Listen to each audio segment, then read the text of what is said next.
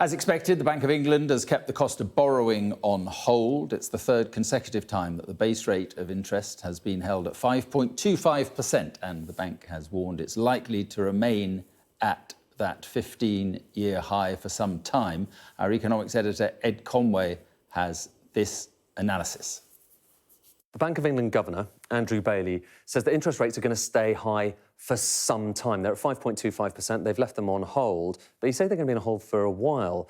But here's something kind of peculiar. Let's have a look at what's actually going on with those interest rates. This is the Bank of England official rate. So you can see it's gone up very fast to 5.25%. There it is. And I guess the signal for the bank is, look, you can expect it to stay at that level for quite some time. But what do markets think?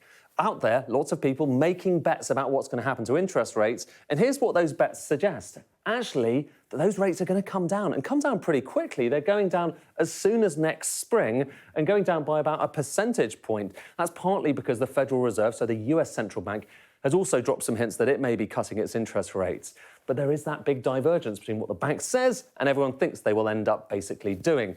Now, the reason the bank says it's so concerned about the state of the economy and doesn't necessarily want to cut interest rates comes back mostly to this. This is inflation, the rate at which prices are rising each year. You can see it went up very sharply and now it's started to come down. But while it's come down, first of all, it's still a long way above where the bank wants it to be, 2%, that's its target.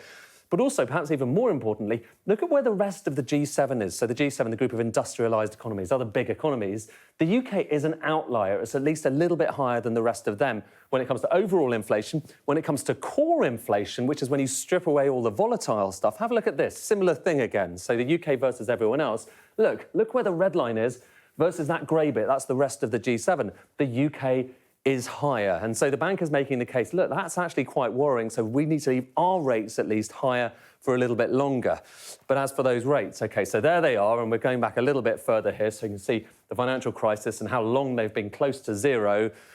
It's worth also looking at the rates that we all pay. So mortgage rates are different. Often, I'm afraid to say, they're often higher, perhaps predictably, than the bank rate. But what's interesting here is although bank rate has been flat for quite some time, look at that red line, the 5-year mortgage, it's coming down and down and down. And that's because people think, back to that first chart, people think that the bank will actually start cutting rates quite soon. Whether they do, that's the next question to answer.